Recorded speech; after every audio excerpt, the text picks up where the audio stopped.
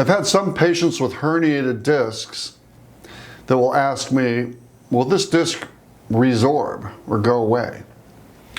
The ring of the disc we've talked about tears, the central portion of the disc herniates out.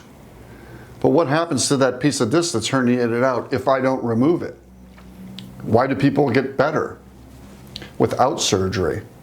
The reason is the fragment of disc that's herniated through can resorb over time. I've had patients that I've done MRIs on and their disc herniations are still there several years later. They've become asymptomatic.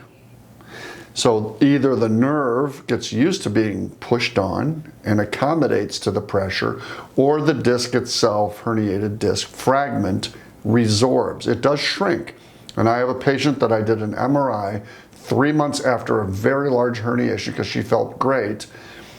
And we did a new MRI and it was gone. So everybody's biology is different and you might resorb your herniated disc. We'd like to see you back 6 to 8 weeks after the herniation to see how your neurologic progress and pain are doing, to make an assessment on whether or not the disc may resorb over time or heal, or if you need surgery.